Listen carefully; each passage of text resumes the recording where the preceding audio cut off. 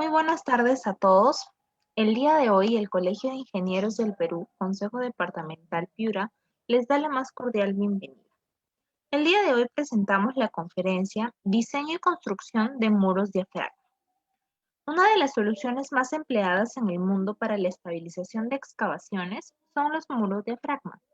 Este tipo de solución presenta importantes ventajas tales como la posibilidad de alcanzar grandes profundidades, construcción con o sin presencia de nivel freático, construcción de una pantalla estanca, la reducción del riesgo de daños en estructuras vecinas y sobre todo la mayor seguridad durante la excavación masiva.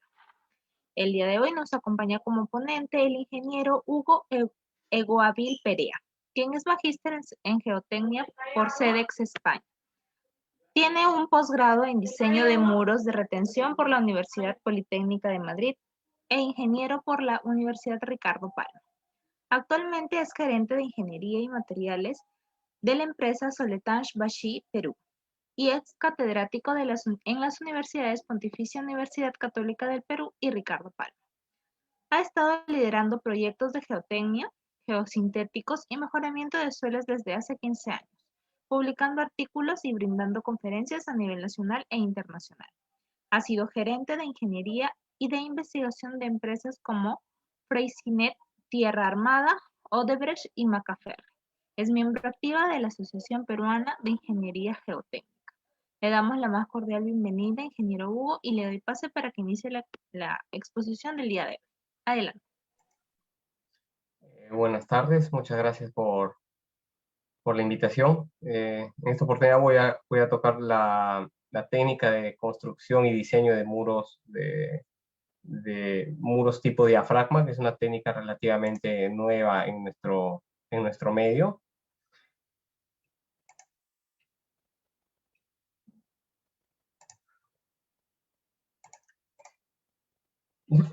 La presentación es diseño y construcción de muros diafragma. Soy Hugo Perea, gerente de ingeniería de la empresa Soletanche Bachy. Como vemos en la diapositiva, vamos a tocar en esta parte lo que es contenido 1, la introducción acerca de la empresa, las generalidades de la técnica, algunas consideraciones muy básicas acerca del diseño. Lo digo básico porque no es el fin de esta presentación.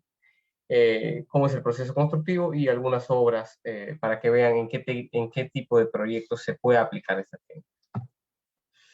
La empresa, ¿quiénes somos? Soletanche Bachy. ¿Quién es Soletanche Bachy en el mundo? Soletanche Bachy es el líder de construcción geotécnica a nivel mundial. Soletanche Bachy pertenece al grupo Soletanche Freycinet, que a su vez pertenece a la constructora más grande del mundo privada, que es la constructora Vinci, que es francesa, ¿no? Dentro del grupo Soletanche Freycinet, nosotros nos dedicamos a la rama de la geotecnia, a la construcción de obras geotécnicas, pero también existen otras empresas que están en nuestro medio, por ejemplo Freycinet, que ve lo que son los postensados, Tierra Armada, que también toca el tema de suelos reforzados. Sixense ha tenido algo de presencia en el Perú con nosotros en algunos proyectos. Es una empresa que se dedica al tema de medición o sondajes. Somos el grupo especialista de ingeniería especializada de Vinci, ¿no? Nosotros nos dedicamos enteramente a lo que es ingeniería especializada. ¿Qué hace Soletanche Bachy?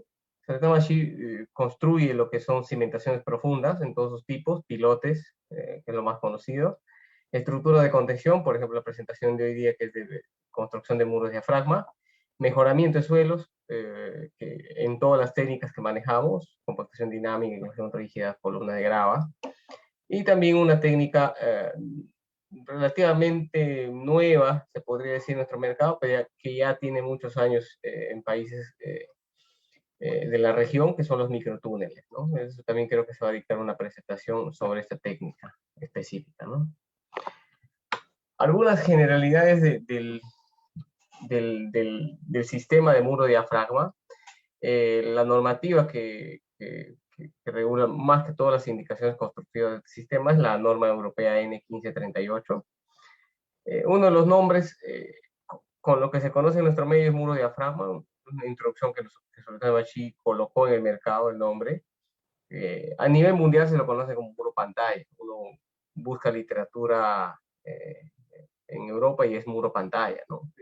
El problema de llamarlo aquí en Perú muro pantalla es que el muro pantalla típicamente en Perú se conoce al muro anclado. Entonces se iba a generar una confusión, por eso que nosotros al introducir la técnica decidimos empezar a llamarlo muro diafragma, ¿no? ¿Qué es el muro diafragma? Es un muro de contención que está hecho de concreto armado, el cual se construye eh, en una zanja que se excava antes de realizar la excavación masiva. Vamos a ver cuál es la gran diferencia con un muro de concreto armado, ¿no? Es un elemento flexible y su principal diferencia, o mejor dicho, cuál es su gran ventaja, que este muro se construye antes de hacer la excavación. Entonces, por ejemplo, cuando yo tengo que construir un muro de contención típico de concreto armado, por ejemplo, son unas viviendas, se tiene que hacer, por ejemplo, un viaducto en esta zona. Usualmente lo que se hace es tomar parte de la calzada, se construye el muro de concreto armado y luego se repone con un relleno el pavimento, ¿no? Entonces, pero se genera un problema que cortas para construir el talón del muro, pues necesitas cortar parte, quizás incluso que no pertenece al terreno de la obra, ¿no? Si esta misma solución, este mismo problema, tuviera que solucionarlo con una técnica de muro de diafragma, yo construiría primero el muro, enteramente el muro, y luego haría la excavación, sin afectar al acceso o a estructuras vecinas, ¿no? Esa es la gran diferencia entre estas dos técnicas, ¿no? Por ejemplo, este es un proyecto que hicimos acá en Lima, un muro emboladizo con la técnica muro de diafragma. Acá podemos ver el cerco de la obra. No podíamos, mejor dicho, Vinci, que es el encargado de la construcción de esta vía, no podía tocar el acceso a los vecinos, ¿no? Porque si se construye el muro de contención tradicional, para colocar el talón del muro, hubiese tenido que invadir parte de este acceso y quizás dejar sin tránsito esta zona, ¿no? Entonces se decidió hacer un muro de diafragma, pueden ver ahí la grúa construyendo el muro, excavando el muro, para luego hacer el vaciado. Yo lo compararía con un muro anclado típico. El muro anclado típico se hace fase por fase, ¿no? Se excava a una cierta altura, que depende del diseño, luego se hace el anclaje y se coloca el concreto, posteriormente se tensa el anclaje, y eso se va haciendo nivel por nivel. Sigo excavando, coloco nuevamente el muro con los anclajes, y así sucesivamente hasta llegar al fondo de la excavación, ¿no? Esta técnica se usa muy bien cuando no existe nivel freático, y sobre todo cuando tenemos terrenos autoestables, ¿no? Un terreno que tenga cierta resistencia que permita poder excavarlo y que no falle, ¿no? Entonces, y principalmente que no haya nivel freático, ¿no? Si hay nivel freático, pues no se puede construir esta técnica, ¿no? Es bastante complicado hacerlo. Entonces, es una técnica que funciona muy bien en suelos con relativa resistencia y cuando no hay presencia de nivel freático, ¿no? ¿Cuál es la desventaja de este sistema? Que como yo voy excavando por partes, voy excavando nivel por nivel sin anclarlo. Por ejemplo, yo excavo acá, abro, no sé, 3 metros, voy acumulando deformaciones en toda la altura del muro, ¿no? Porque estoy movilizando una parte del empuje activo, entonces generan pequeñas deformaciones, un acumulado pueden tener una deformación que si tengo estructuras sensibles pueden ser afectadas, ¿no? Eso se tiene que estudiar, ¿no? Si yo quisiera hacer esta misma excavación con la técnica de muro diafragma, yo primero construiría el muro, es toda su profundidad, y ya no voy a necesitar quizás hacer 4 niveles de anclaje. Quizás en algunos proyectos incluso nosotros hemos reducido a la mitad la cantidad de anclaje, ¿no? Porque este muro al estar previamente construido ya tiene bastante rigidez que las deformaciones van a ser mucho menores, ¿no? Entonces, posiblemente necesitaría 2 o 3 niveles de anclaje, eso habría que diseñarlo, pero mucho menos niveles de anclaje que una solución tradicional, ¿no? Ahí puedo ver una foto del sistema constructivo. Acá estamos construyendo un muro de diafragma. Este muro se hizo en la Ciudad de México frente a lo que tienen, bueno, lo que han tenido la oportunidad de ir a México DF. Este es frente justo a la Avenida Reforma, al Ángel Acá está, por esta parte está el ángel, la estatua del ángel, justo queda al frente. Es un predio de casi 1000 metros cuadrados, en el cual se empezó primero a construir el muro. Si se dan cuenta, acá estamos construyendo el muro dentro de del lugar de la obra, ¿no? Se construye el muro y luego se hace la excavación. Este muro construido tiene aproximadamente unos 50 metros de profundidad. Otra de las ventajas es que cuando yo voy excavando, ya sea de forma no manual, pero de forma un poco más restrictiva en esta zona, yo voy descubriendo el muro, vamos descubriendo el muro, es decir, tienes una seguridad de que no va a haber un derrumbe, ¿no? Entonces, hay casos en los cuales cuando yo hago la técnica tradicional del muro anclado, si el suelo en esa parte no es tan estable, puede quedar, pues se pueden sufrir accidentes, ¿no? Entonces, una de las ventajas de acá también es la seguridad. Y sobre todo que puedo construir en terrenos de baja resistencia y con nivel freático, porque yo al construir esta pantalla que se estanca, yo puedo excavar en esta parte sin tener el flujo que ingresa hacia la excavación. Entonces, esa es la gran ventaja de este sistema, ¿no? Yo puedo construirlo en suelos blandos y otros que en terrenos en los cuales tengo nivel freático superficial, ¿no? ¿Dónde se aplica? Bueno, se aplica usualmente en sótanos, desde los niveles que uno desee, desde un sótano hasta el récord que hemos tenido en América Latina ha sido 18 sótanos, una excavación de casi 60 metros de profundidad. O también se pueden aplicar como cimentación profunda. Acá en Perú se conoce usualmente los pilotes circulares, que bueno, pues casi todos los ingenieros civiles lo conocen. Pero también existen pilotes rectangulares. Esta técnica no es difundida en el medio porque recién los equipos que pueden hacer esos pilotes tienen en el medio poco menos de 4 años, ¿no? Entonces, pero sí se pueden hacer pilotes rectangulares. Y esto tiene una gran ventaja porque en algunos, si nos damos cuenta, los pilotes rectangulares tienen mayor inercia en un sentido, ¿no? Entonces, también tienen mucho más área de fuste y mucho más área de punta. Entonces, por lo tanto, si yo necesitaría hacer calzar una cimentación, voy a necesitar mucho menos pilotes rectangulares que circulares, ¿no? Entonces, es una buena alternativa, no es tan conocida, pero ya se puede aplicar. Además, nosotros ya le hemos aplicado acá en el Metro de Lima barrets como cimentación profunda. ¿Dónde más se puede aplicar esta técnica? Se puede aplicar como muro de contención, por ejemplo, en viaductos, donde se necesiten, usualmente esta técnica en viaductos, pues la técnica, o mejor dicho, la solución tradicional es hacer muros de contención de concreto armado, ¿no? Entonces a veces se tiene que tomar esta parte de la avenida para construir el muro. Con esta técnica hacemos los muros sin tomar ninguna avenida y luego la excavamos y tenemos la pantalla, ¿no? Acá ponemos una ilustración. ¿Dónde podría hacerlo? Pues podemos construir los muros, primero construir los muros, luego hacer la excavación, ¿no? Esa es la gran ventaja, ¿no? Puede ser con soporte o sin soporte, puede ser, mejor dicho, puede ser un muro en voladizo, otro muro que necesite algún anclaje o una restricción lateral. ¿De qué va a depender esto? Va a depender de las condiciones del terreno y también de la altura libre, ¿no? En general, usualmente un muro embolado se podría aplicar hasta unos 6 metros, 7 metros. Va a depender mucho de las condiciones del terreno. Más de eso ya es bastante complicado por las deformaciones que se podrían presentar en condiciones estáticas y sobre todo en condiciones de sismo, ¿no? Entonces, cuando se necesita soporte, se pueden considerar distintos tipos. Uno de ellos es considerar unas vigas de arriostre que pueden ser temporales, usualmente que son metálicas, o también de concreto armado. Hay viaductos que se ven que en algunos casos acá hay unas vigas de concreto, ¿no? Esas vigas de concreto sirven para arrastrar los muros, ¿no? Pueden ver ahí las vigas, los arriostres metálicos. La gran ventaja de este sistema es que como es un arrastre metálico temporal, si es temporal, se lo puede quitar y utilizar en otra obra, ¿no? Nos ahorramos ese costo. La desventaja es que castiga un poco, o mejor dicho, bastante el tema de la excavación masiva, el rendimiento de excavación masiva, ¿no? Por el alto legal y el cuidado que hay que tener. Lo tradicional, pues, es hacer anclajes, ¿no? Se hacen anclajes activos, o lo otro, en caso de puentes, por ejemplo, es una técnica que también nosotros hemos tratado de introducir al mercado, es reemplazar la cimentación de los puentes por una cimentación tipo barrete, ¿no? Entonces, la gran ventaja es que yo puedo hacer el muro, incluso puedo amarrar los muros a la superestructura y luego hacer la excavación, ¿no?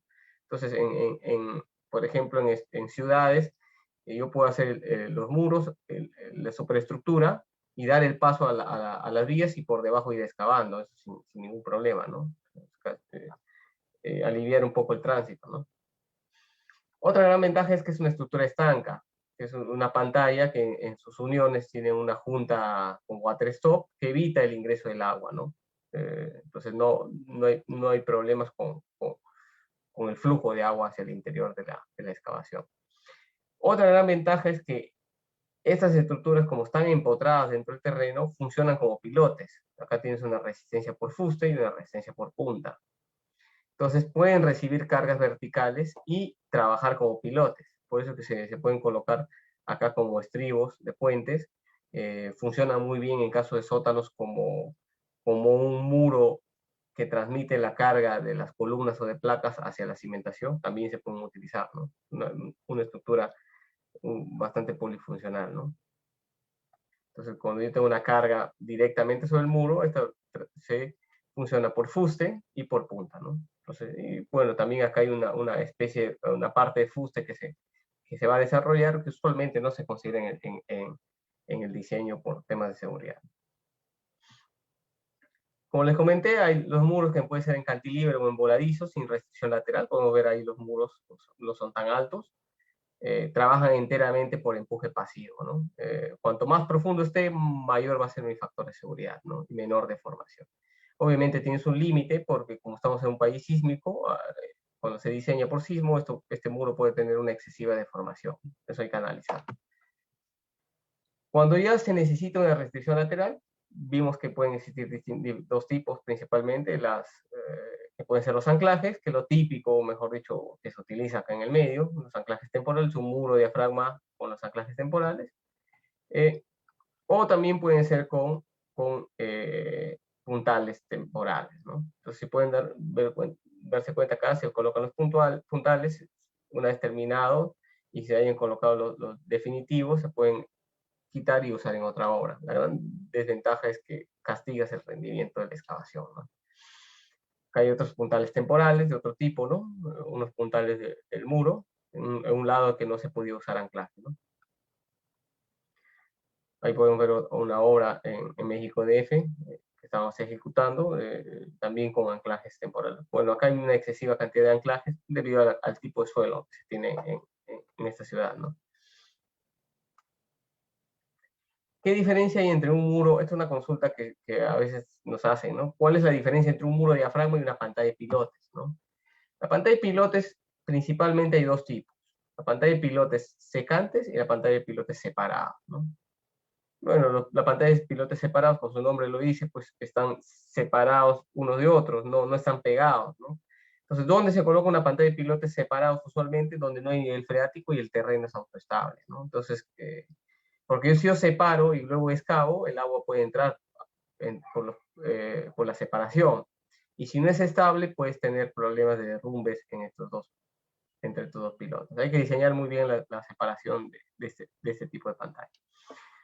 Cuando yo tengo problemas tengo nivel freático y el terreno no es autoestable, se puede hacer una pantalla de pilotes también, en los cuales se denominan secantes, en los cuales hay pilotes que tienen armadura y pilotes que no tienen armadura, ¿no? Entonces, que se utiliza un concreto de menor resistencia. Y de esa forma se construye primero los pilotes que no tienen armadura, ¿no? Que son estos casos de aquí, y luego los pilotes que tienen armadura. Con eso se forma una pantalla estanca, ¿no? Luego de esto hay que hacer un recubrimiento final, ¿no? Con una malla para darle acabado al muro, ¿no? En caso de pantallas continuas, los muros de diafragma se construyen directamente con una junta water stop, ¿no? Esa es la gran ventaja, que el rendimiento con una pantalla tradicional de pilotes es mayor, ¿no? Con un muro de diafragma, ¿no? Ahí podemos ver, ¿no?, la gran diferencia. Es una pantalla de pilotes, acá no es secante, sino es separado, porque vemos que no hay nivel freático y el terreno tiene cierta resistencia, ¿no? Luego se coloca un enmallado para dar el acabado final. Bueno, y ese enmallado ya no se tiene que hacer pues con un muro de diafragma, ¿no? Porque ya tienes un muro completamente lineal. Algunas consideraciones para el diseño. El diseño es conocer principalmente la teoría de empujes, ¿no? Entonces, conocer bien la teoría de mecánica de suelos de empujes activos y empujes pasivos, los cuales sirven para poder dimensionar estos muros, ¿no? Entonces, por ejemplo, si un cajón coloca un material homogéneo, en el cual un lado de este cajón es una pared móvil, o sea, no es una pared que esté empotrada o esté clavada, sino es una pared móvil, ¿no? Entonces, cuando yo voy a colocar un material aquí, esta pared, como es móvil, como no está empotrada, no está soldada, si es de acero, esta pared va a tender a moverse hacia la derecha, ¿no? Va a tender a moverse a la derecha por el empuje de todo este material, ¿no? Todo este material ejerce una fuerza que, como esta pared es móvil, simplemente lo que va a hacer es moverse hacia la derecha, ¿no? Entonces, si esta pared es móvil, no está fijada, para que no se mueva esta pared hacia la derecha, yo necesito darle una fuerza en el sentido contrario. Entonces, esa fuerza en el sentido contrario que se necesita dar es la que debemos calcular, por ejemplo, cuando necesito un anclaje, ¿no? ¿Cuánta cantidad de anclaje y qué fuerza se necesita? Es esta fuerza que se necesita para que esta pared móvil no se mueva, ¿no? Entonces, esta pared móvil no se va a mover con una fuerza que debe ser mayor al empuje activo, ¿no? Entonces, cuando yo voy a hacer una pantalla anclada, yo necesito calcular, pues, esta fuerza y las deformaciones que se van a generar en esta pared, ¿no? ¿Debido a qué? Principalmente al empuje activo, o si hay nivel freático, o si hay una gran sobrecarga debido a una casa o edificios, ¿no?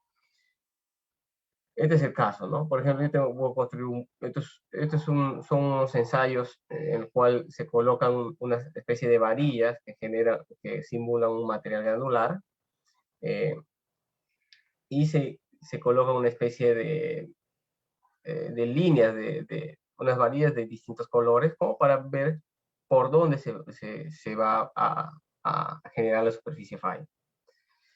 Entonces, vemos ahí que si yo empiezo a excavar, este muro se va a empezar a desplazar y se genera una rotura en el terreno, ¿no? Se puede ver que el material se empezó a desplazar, hay un ligero hundimiento en esta parte y toda esta masa de suelo se mueve hacia esta zona.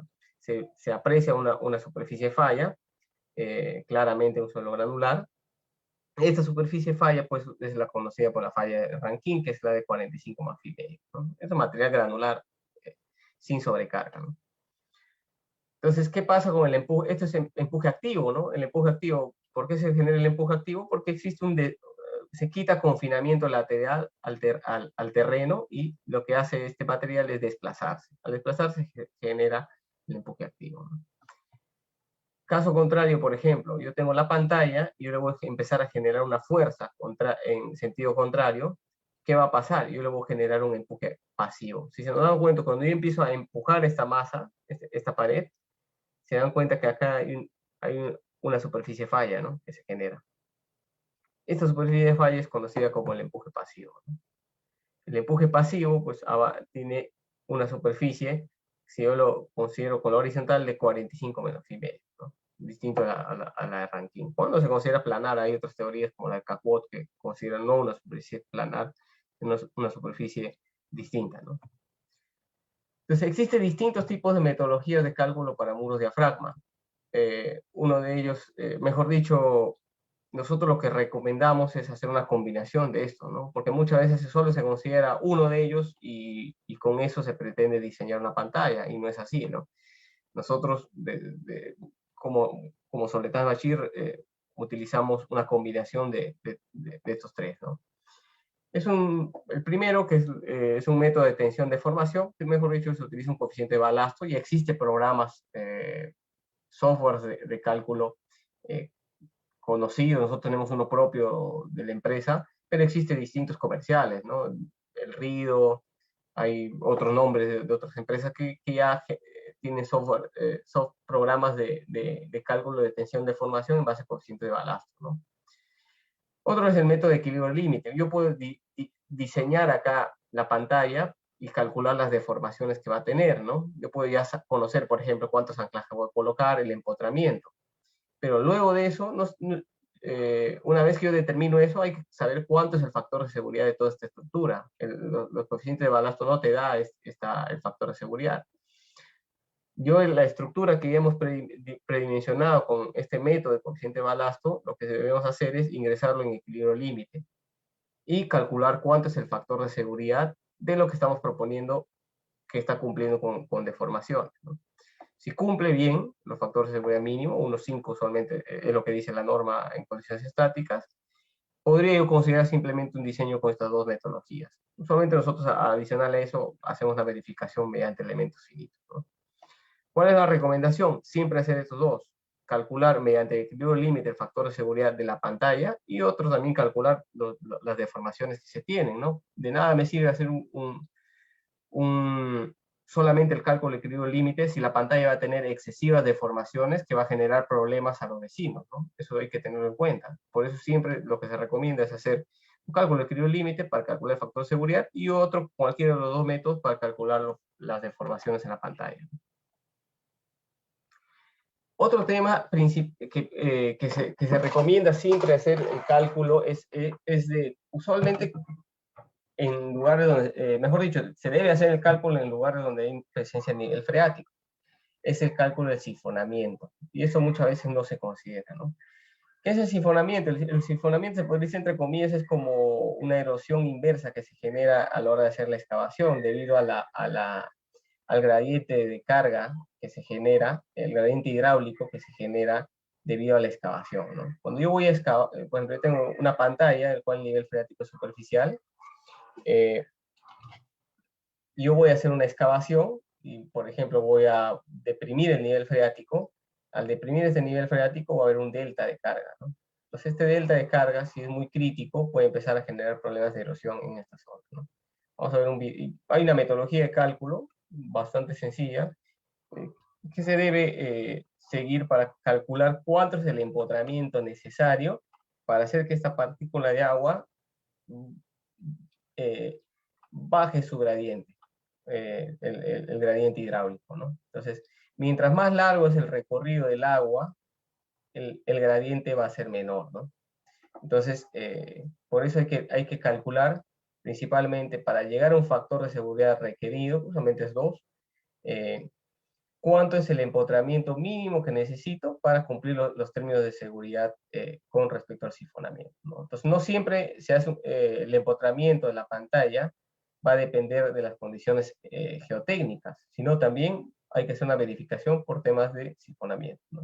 Entonces, eso básico, sobre todo cuando tengas nivel freático superficial y también complementado cuando tengas materiales granulares. Este fenómeno principalmente se genera cuando tienes materiales granulares. Acá podemos ver un efecto del sifonamiento, ¿no?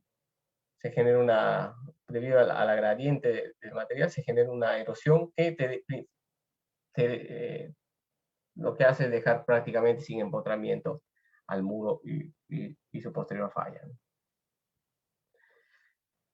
Entonces, cuando se calcula el muro, este tipo de técnicas, se introduce el procedimiento constructivo dentro del programa de cálculo, o dentro de la filosofía de diseño, mejor dicho, y al final lo que vamos a tener es una envolvente de desplazamientos. Acá, por ejemplo, en esta pantalla tenemos 1.5 centímetros de desplazamiento, y un envolvente de momentos y un envolvente de cortantes, ¿no? ¿Para qué sirve este envolvente de momentos y este envolvente de cortantes? Sirve para dimensionar la armadura, ¿no? Entonces, y optimizarla sobre todo, porque muchas veces hay casos en los cuales se considera un empuje triangular en la parte posterior, y ese empuje triangular genera un momento y cortante, y en realidad no es así, ¿no? Usualmente, como estas pantallas, las pantallas se van construyendo nivel por nivel, y se van anclando, se tiene un diagrama de momentos y cortantes diferente, ¿no? Entonces, y la ventaja de utilizar estos programas o esta metodología de cálculo, de introducir el procedimiento constructivo dentro del diseño, es que se puede optimizar las armaduras, ¿no?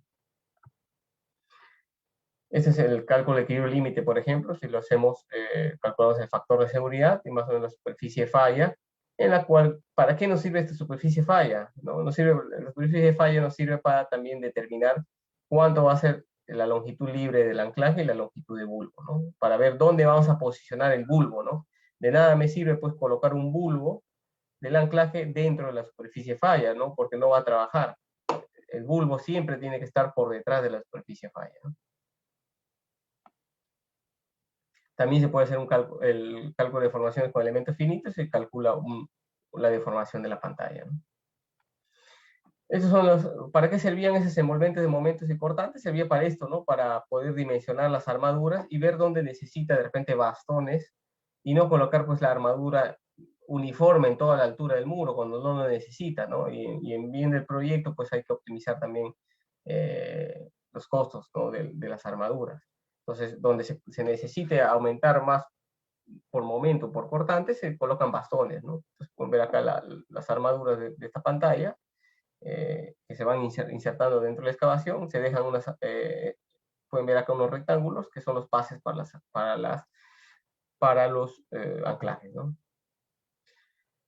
El procedimiento constructivo de este sistema, como les mencioné, el sistema de muro de diafragma es un sistema relativamente nuevo en Perú. Quizás muchos de ustedes no lo conozcan, pero es un sistema que en nuestro medio tiene poco menos de 4 o 5 años. ¿Verdad? Una de las primeras obras que se hicieron fueron, bueno, este muro, mejor dicho, este sistema se introdujo en el mercado para la construcción de las estaciones del metro de Lima.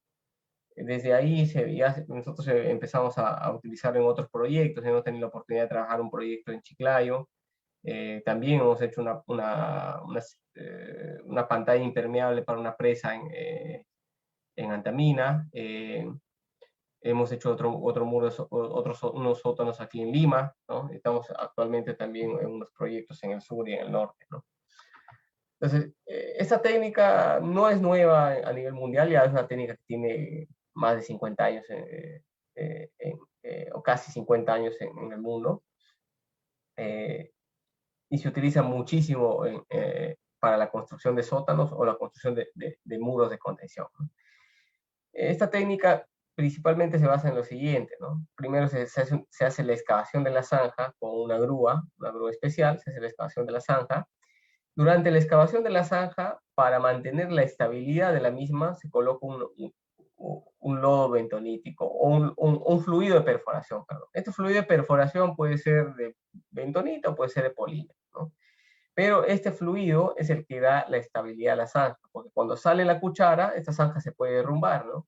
Entonces, para que no se derrumben estas zanjas que hace la cuchara, se coloca este fluido, ¿no? Y luego, una vez llegada a la profundidad, se coloca la armadura, es el paso anterior que vimos, ¿no? Se inserta la armadura, y luego se colocan las tuberías TREMI para hacer el vaciado del concreto. Este vaciado de concreto es similar al vaciado que se hace en un pilote, ¿no? Un pilote se utiliza las tuberías TREMI, que son una especie de embudos, en las cuales va hasta la profundidad, llegan los mixers y vacían el concreto, y el concreto va subiendo y va desplazando la bentonita. El concreto no se mezcla con la bentonita por un tema de densidad, por diferencia de densidades. Obviamente se tiene que diseñar bien la bentonita, no solo diseñar, sino hacer el control en campo, ¿no? O el fluido de perforación, y también se tiene que diseñar correctamente el concreto, ¿no? Para que no se tenga problemas de mezclado o también de que el concreto empiece a endurecerse dentro de la zanja de excavación, ¿no? Porque si se dan cuenta, acá no hay forma de vibrar el concreto, ¿no? No hay forma, pues no voy a ingresar un vibrador a 20 metros de profundidad, ¿no? Este concreto no se vibra. Entonces, por eso tiene que tener un diseño especial, ¿no?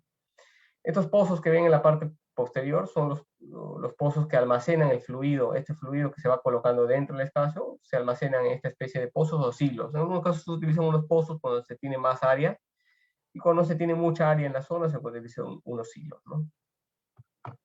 Acá podemos ver en un gráfico también cómo es el procedimiento constructivo. La grúa va haciendo la excavación, va mordiendo el terreno y va haciendo las zanjas. Se dan cuenta, se puede decir entre comillas, comiendo el terreno y va generando este ancho de un panel. Este ancho del panel usualmente varía entre los 6 a 7 metros, en ese orden de magnitud. No van a ver un panel de 4 metros, 5 metros, no lo pueden ver porque es compatible con el ancho de la cuchara de excavación, ¿no? Entonces, más de 7 u 8 metros sí es bastante complicado porque ya no se deja de aprovechar el efecto arco que se genera a la hora de hacer la zanja de excavación, ¿no? No es imposible, pero hay que tener mucho cuidado. Usualmente se hacen en casos muy puntuales, no en todos los paneles, por temas de seguridad, ¿no? Una vez que se tenga toda la excavación, si se dan cuenta ahí, se hizo toda la excavación, se bajó la armadura, se coloca la armadura y luego se colocan las tuberías TREMI y ya se hace el vacío del concreto, ¿no? Esta es la grúa que tiene la cuchara de excavación, pueden ver acá el equipo. Cuando abre, la mordida de estas cucharas tiene un ancho de 2,70 m, ¿no? Es decir, esta primera zanja de excavación tiene 2,70 m o 2,75 m de excavación, de ancho. Cuando tenemos terrenos muy duros, imagínense, están excavando arena, arcilla o incluso gravas, y tienen un bolón de gran diámetro. ¿Cómo atraviesa ese bolón de gran diámetro con estas cucharas, ¿no? Estas cucharas no lo van a... nosotros utilizamos equipos mecánicos o hidráulicos, pero también tiene cierta resistencia al suelo, ¿no? Que estos equipos pueden romperlo o sacarlo, ¿no? Cuando yo tengo un bolón o encuentro roca y tengo que empotrarme en la roca, utilizo estos elementos que son trépanos, ¿no? Estos elementos tienen una forma especial, un diseño especial que genera que se introducen dentro de la zanja y tienen cierto peso que se deja caer y van rompiendo el elemento que hay que atravesar, y luego con la cuchara ya se saca el elemento roto, ¿no? El bolón o la roca que había que romperla, ¿no? Se hace con este tipo de herramientas. Antes de hacer la excavación, lo primero que se coloca son unos muros guías, pues son muros o vigas guías de 30 centímetros, o lo mínimo que se recomienda son 20 centímetros de espesor y una profundidad de 80 a 1 metro, que se colocan a ambos lados de la zanja de excavación.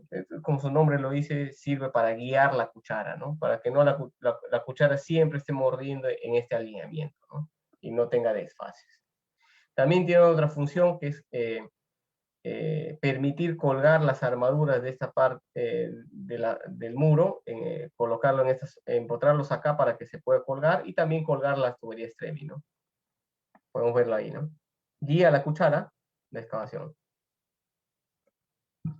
¿Cómo se estabiliza la zanja? Lo que mencionabas hace un momento, ¿no? La zanja, bueno, ¿cómo se hace una excavación? Se puede hacer una excavación en seco. No es común, por varios motivos tampoco se recomienda. Usualmente lo que se utiliza son fluidos bentoníticos, como su nombre lo dice, viene de la bentonita, que es una arcilla, se mezcla con agua y se genera un fluido de excavación, ¿no? Es un fluido que tiene una densidad mayor al agua y te permite incluso poder excavar con presencia a nivel freático, ¿no? Otro caso son los fluidos poliméricos, ¿no? Son fluidos que están hechos a base de polímero. ¿Cuál es la diferencia entre los bentoníticos y poliméricos? Cuando aplico uno u otro, eso va a depender mucho del tipo de suelo donde voy a excavar, ¿no? Eso hay que analizarlo. No es que todas las obras tengo que ir con bentonita, o todas las obras porque el polímero es más barato lo puedo hacer con polímero. No es así. Va a depender mucho del tipo de suelo y sobre todo de la calidad de producto que también necesitas en tu obra, ¿no? Yo puedo hacer un fluido polimérico, de repente un suelo, el que no está hecho para polímeros, y obligo la solución con fluido polimérico porque quizás me ahorra costos, y voy a tener problemas durante la excavación con sobrevolúmenes, quizás con problemas incluso de cangrejeras, ¿no? Eso hay que tenerlo en cuenta, ¿no? Pues un fluido se tiene que diseñar, no hay un fluido que abarque todo, ¿no? La bentonita quizás tiene un comportamiento más global que los polímeros. Los polímeros, si bien es cierto, es una técnica nueva que cada vez está ganando más mercado, pero hay que tener mucho cuidado, ¿no?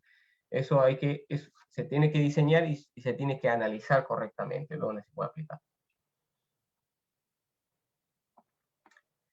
La secuencia de excavación, uno podría pensar que los paneles se construyen uno al costado de otro, ¿no? Se van construyendo de manera seguida, ¿no? Construye el 1, el 2, el 3, el 4, ¿no? No es así, ¿no? Estos muros se van construyendo de forma diferente, se podría decir.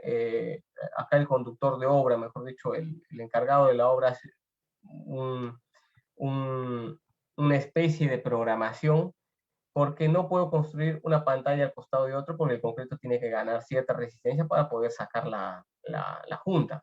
Entonces, por eso que las pantallas primero se construye uno, luego se pasa al siguiente, se regresa, y se va siguiendo toda una programación. Usualmente estas zanjas que se abre, como les mencioné, son de 6 a 7 metros, por lo que les comenté hace un momento. Las cucharas son de 2,70. Usualmente un panel está formado por 3 mordidas, se podría decir, de la almeja. Si cada mordida tiene usualmente 2,70, yo hago la primera mordida pegada a la izquierda, luego salto pegado al otro extremo, pegado a la siguiente junta, ya tengo 2,70 más 2,70, tengo 5,40.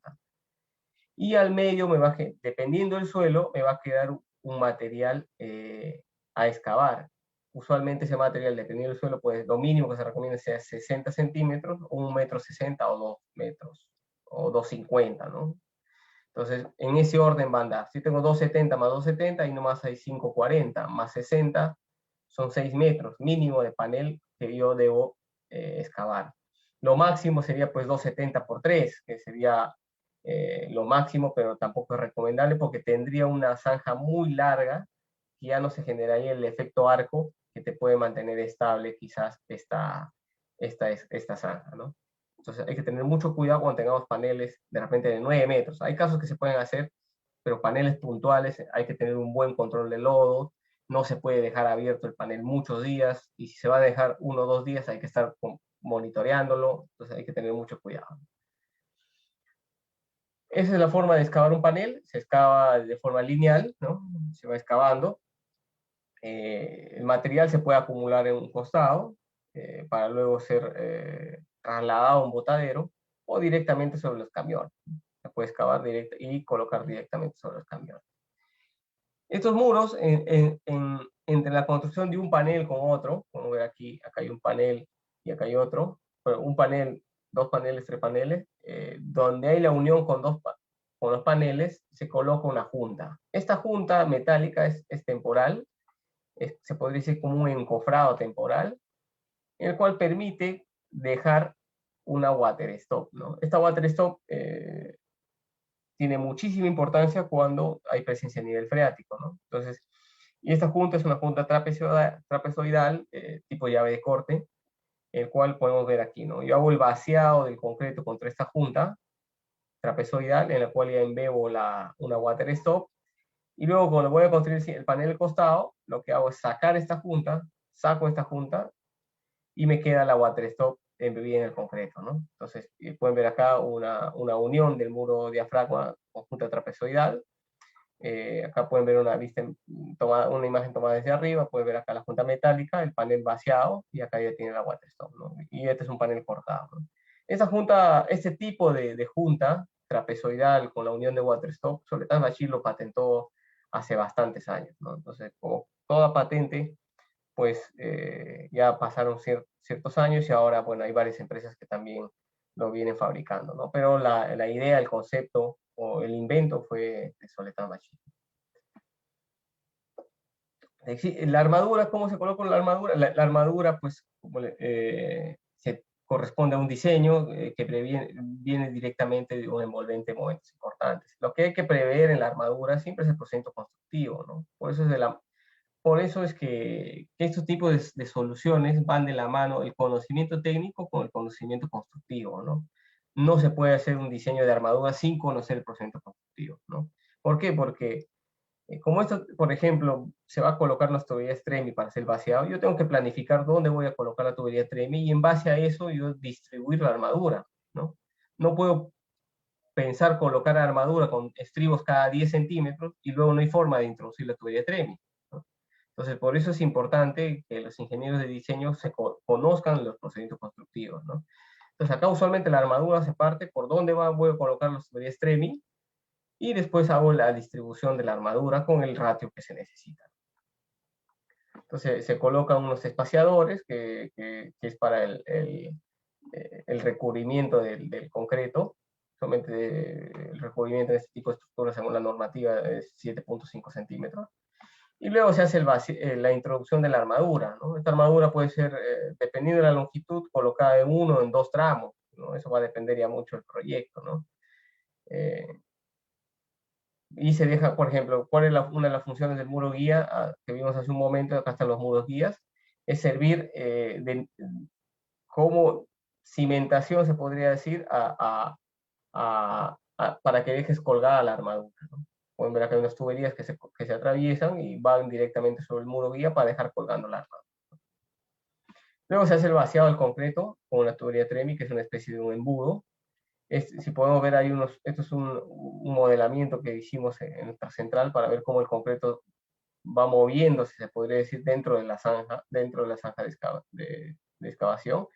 Y la idea, pues, es que el concreto siempre tenga una cierta fluidez que permita ir desplazando el concreto nuevo al concreto antiguo hasta que el concreto salga por la parte superior, ¿no? Por eso es que este concreto se diseña y se diseña también el tiempo de permanencia del concreto, ¿no? No todos los concretos, no todas las obras tienen que tener un tiempo de permanencia, no sé, de 4 horas. Hay obras que pueden tener 6 u 8 horas, dependiendo del volumen de vaciado. Entonces, y como toda estructura con concreto TREMI, incluso hasta los pilotes, está pensado a que el concreto nuevo desplace el concreto antiguo. Porque si el concreto antiguo o el concreto viejo, se podría decir, empieza a endurecer, a ganar resistencia dentro de la zanja, el concreto nuevo no lo va a desplazar. Entonces ahí se tiene problemas con la calidad de la estructura, ¿no? Entonces el concreto nuevo sigue siendo fluido, pero en la parte superior el concreto ya empezó a ganar resistencia, no lo va a desplazar, ¿no? Entonces por eso es importantísimo que sepan que toda estructura de cimentación profunda o muros de contención, el concreto es un concreto especial, no es un concreto típico de obra civil. Este es un error que siempre vemos, sobre todo en las cotizaciones o en los presupuestos, ¿no? Que a veces se manda un pilote o un muro de diafragma que se especifica concreto de 280 o 350 y colocan el mismo precio o el mismo tipo de concreto que para una viga o una columna, cuando no es así, ¿no? Es un concreto totalmente distinto. El vaciado se hace usualmente con los mixers, descargando directamente sobre las tuberías TREMI. Ahí podemos ver, el vaciado se recomienda que siempre sea continuo. No se permite puntas frías, ¿no? No se puede dar el caso de puntas frías. Si yo inicio un vaciado, tengo que terminarlo en esa misma jornada. No puedo dejar un vaciado a la mitad y regresar al día siguiente, ¿no? Tampoco lo recomendable para pilotes, ¿no? Se hace un control interno del concreto, se verifica el volumen teórico versus el volumen que se está vaciando y ver si realmente hubo un derrumbe o qué está pasando dentro de la zanja, ¿no? Y no esperar, pues, de repente excavar para darme cuenta que ese panel ha tenido problemas, ¿no? Entonces, se recomienda siempre llevar un control del vaciado del concreto. Se traza, por ejemplo, esta línea roja es el volumen con respecto a la profundidad teórica. Yo conozco la sección teórica del elemento. Yo voy vaciando los mixers y si hay una ligera abertura es porque estoy colocando más concreto del teórico. Eso significa que quizás he hecho una excavación un poco más grande o de mayor ancho que la que debería, ¿no? O si va ven que acá existe una gran variación es que hubo un derrumbe, ¿no? Entonces se generó un gran bulto en la pared con el pilote. Por ejemplo, si este vaciado del concreto empieza a ser menos, en algún punto viene a ser menos y luego más, significa que hubo un derrumbe y el pilote o el muro, el concreto se mezcló con el suelo, por lo tanto no colocaste el volumen que se debió pensar, ¿no? Entonces, por eso es importantísimo graficar la curva teórica versus el seguimiento del vaciado durante la obra. Por eso es importante esto. Esto es fundamental en el vaciado de toda estructura, no solo muro de fragma, también pilote, y ir interpretando cómo se va generando la curva para tomar las acciones correctivas, ¿no? Y no esperar a terminar para darme cuenta que a la mitad hubo un derrumbe. Entonces, esto es importantísimo. Ahí podemos ver, luego se hace la excavación en el caso de un sótano, ¿no? Una excavación puede ser con rampa, puede ser con unas estructuras temporales, unas plataformas temporales, va a depender mucho de la profundidad, entonces se analiza también.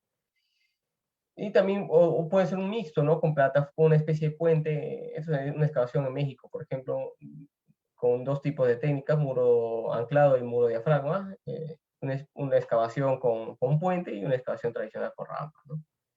Y luego ya se tiene la excavación final, ¿no? Es así como queda el muro diafragma.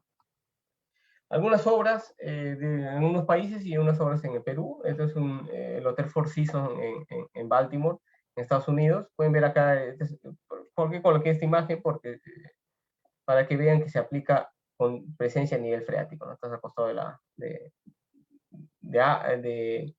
de agua principalmente y la pantalla se estanca, ¿no? No hay un ingreso directo hacia la pantalla del nivel freático, ¿no?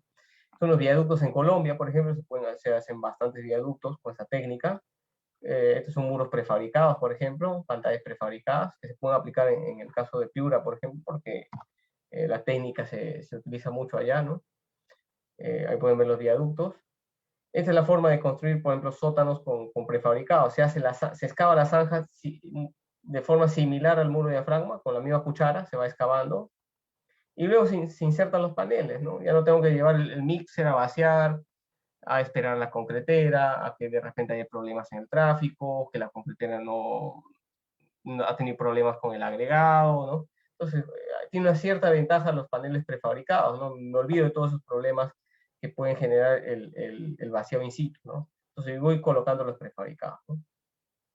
Esa es una gran ventaja. Incluso se puede colocar con nivel freático. ¿Dónde se colocan usualmente este tipo de obras de prefabricado? Cuando se tienen de repente muros de hasta 14 metros, ¿no? Ahí se pueden utilizar este tipo de pantallas, ¿no? Entre panel y panel tenemos una junta water stop que te evita ingresar el agua, ¿no?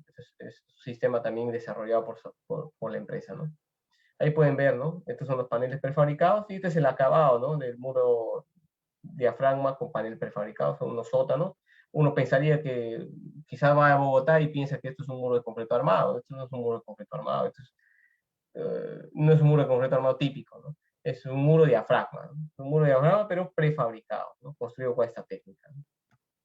Acá, por ejemplo, están durante el proceso constructivo, ¿no? Ya esto es en funcionamiento. Todo esto son pantallas de muro diafragma prefabricado. Esa es una de las primeras obras que hicimos. Eso fue una pantalla estanca por debajo de una presa en Antamina. Hicimos una pantalla de 30 metros de profundidad por un espesor de 1 metro. Y por debajo una pantalla de inyección, ¿no? Una obra bastante interesante que lo hicimos hace unos 4 años. Este es todo el eje de la futura presa y se hizo esta pantalla por debajo, ¿no? Que lo que hacía es evitar el ingreso del agua. Este es uno de los primeros proyectos de muro de diafragma que se hizo en el Perú.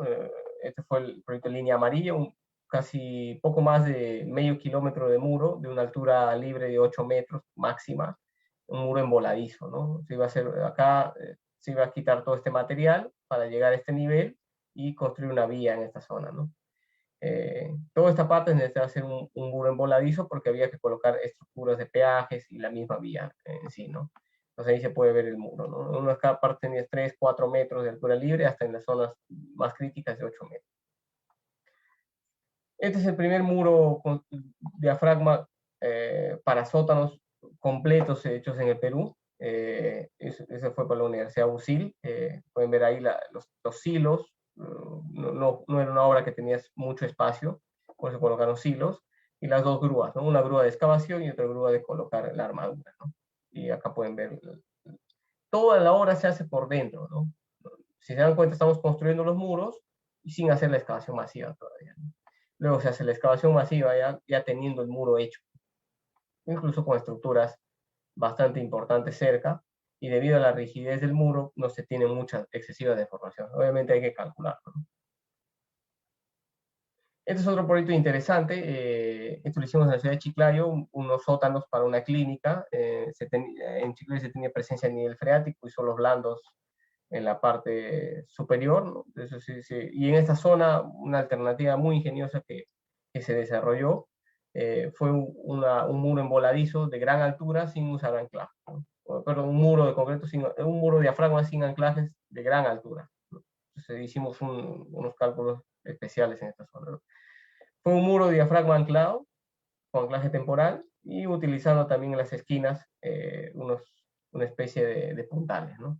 Ahí pueden ver la estructura, se empezó a hacer la construcción. Sí, acá en este proyecto se hacían hasta 2 turnos, turno día, turno noche, y en la noche se hacían los vaciados, ¿no? Acá pueden ver la introducción de la armadura de 6 metros de ancho por unos 12 metros de profundidad. Se dejan estos pasantes que son para los anclajes, ¿no? Y luego se hace el vaciado. ¿Por qué se hacía el vaciado de noche? Y esto es un tema ya principal de la ciudad, ¿no? En esa época no dejaban que los mixers transiten en el día, ¿no? Entonces solamente podíamos hacer los vaciados en la noche. Se comenzó a hacer la excavación. Acá pueden ver los pozos de bombeo. se empezó a bombear y no hay ingreso de agua por la pantalla, ¿no? Pueden ver, no hay ingreso de agua por la pantalla, pero sí se tiene que bombear, obviamente, para poder excavar, ¿no?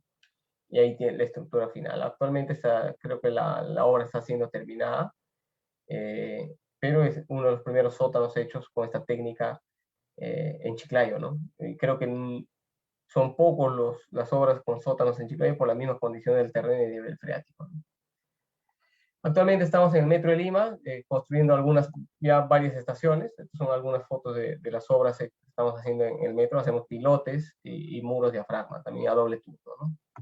Es una obra, una de las principales obras que tiene Lima, o no sé, la principal, ¿no? Y estamos trabajando ahí con un equipo netamente para este proyecto, ¿no? Llevamos casi más de 2 años trabajando ahí, ¿no? Muros de excavación y de colocación de armaduras, como les mencioné, a doble turno, ¿no? Ahí pueden ver las armaduras que se van colocando entre el terreno, entre la zanja, con lodo bentonítico, ¿no? O sea, es el ingreso. Y pueden ver acá, ¿no? Este es el tren de trabajo. Grúa excavando, otra grúa colocando la armadura, ¿no? Ahí pueden ver el patio, ¿no? Es una obra que usualmente se tiene bastante campo, ¿no? Para poder hacer la construcción. Es el mismo turno, ¿no? Grúa excavando y otra grúa colocando la armadura. Eso más o menos es el tren de trabajo. Esas eran las diapositivas, bueno, sobre la técnica de muro diafragma.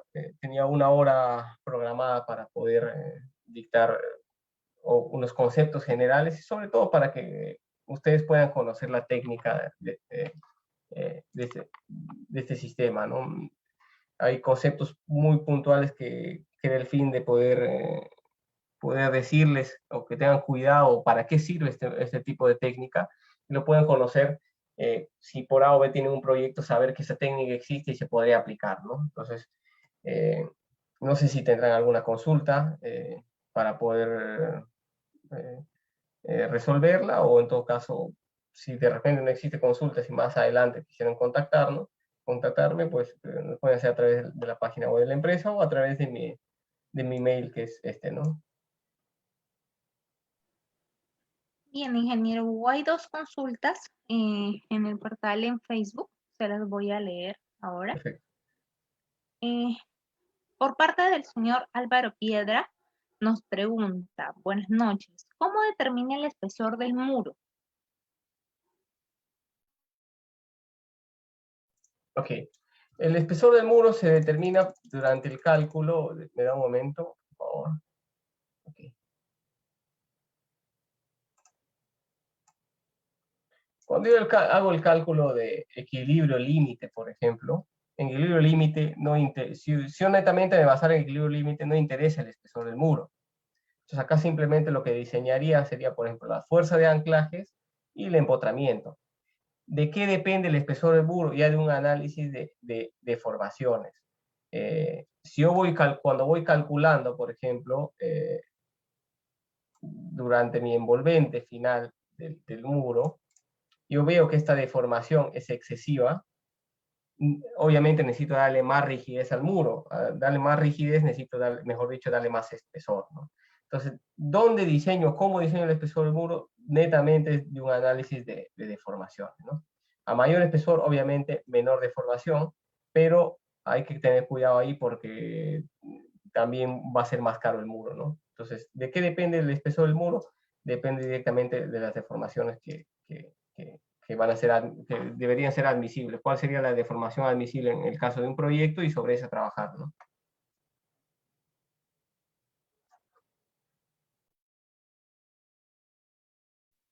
Correcto, ingeniero. La siguiente consulta es del señor Ronald Cárdenas. Nos dice, el sifonamiento se produce por el nivel freático y las características del suelo. ¿Se puede proyectar el empotramiento a cotas con mayor profundidad de los niveles freáticos u otras alternativas? Sí, o sea, cuando tenemos la falla por sifonamiento que vimos en la parte superior, el primer cálculo, hay varios tipos de formas de remediar el sifonamiento, ¿no? Si uno no quisiera hacer obras complementarias, porque quizás van a exceder el costo del proyecto, Simplemente lo que hay que calcular es cuánto es si nos damos cuenta que existe un gradiente crítico. Este gradiente crítico depende del tipo de suelo, ¿no? Depende principalmente de los gamas, ¿no? Si nos damos cuenta acá no toca nada la pantalla, ¿no? No tiene nada que ver con el empotramiento ni altura libre. Esto depende principalmente del suelo. Este gradiente crítico tiene que ser menor que el gradiente, pero mayor que el gradiente hidráulico, ¿no? Entonces, cuando yo tengo el gradiente hidráulico, ¿qué significa el gradiente hidráulico? El delta de carga de agua, que sería pues, prácticamente la diferencia de niveles, y el L. ¿Qué significa el L? El L viene a ser la longitud que debería recorrer la partícula de agua, ¿no? Esta longitud debería ser este H, esta partícula va a bajar, va a pasar el X, o sea, un H más X, y otro X. O sea, esta longitud sería un H más este X, y luego subiría otro X, 2X. Entonces yo conozco el gradiente crítico por el suelo, conozco el H, y simplemente sería calcular cuánto es el X para saber, para que se cumpla este factor de seguridad. Esa es una forma, ¿no? Hay otra forma también que se podría hacer unas inyecciones en esta zona de aquí. Hacer unas inyecciones, hacer un jet grouting, generar un taponeamiento en esta zona que evite que el agua genere esta especie de erosión inversa, ¿no? Hay distintos tipos de soluciones alternas, se podría decir, ¿no? Pero si yo quisiera solucionar netamente con el muro, que quizás sea la forma más rápida para no movilizar otro equipo, no generar otro gasto de movilización, otro tiempo de trabajo, podría hacerlo directamente con la pantalla. Obviamente, si ya vemos que esta pantalla, el gradiente es muy alto, ya de repente, y hacer un empotramiento sale excesivamente caro, ya pues se puede evaluar otra técnica, inyecciones, como le mencioné, un jet, un taponamiento en esta zona, ¿no? Pero cuando no son mucha la pérdida de carga, se puede hacer esta técnica, ¿no? Empotrar más el muro para bajar el gradiente hidráulico, ¿no?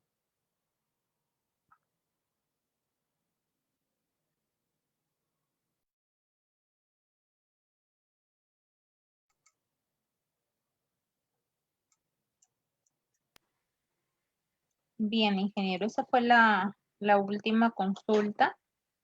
Para poder finalizar, no sé si pueda darnos los últimos comentarios y con eso cerraríamos la conferencia del día de hoy.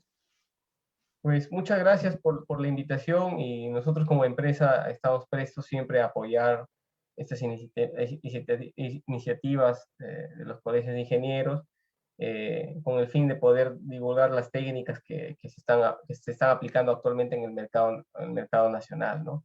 Uno de los fines de esta presentación es que vean cuáles son una alternativa que se tiene actualmente y con equipos que existen en el medio, ¿no? Quizás hace unos 10 años dar esta charla pues era difícil, ¿no? Porque los equipos no existían en el mercado peruano.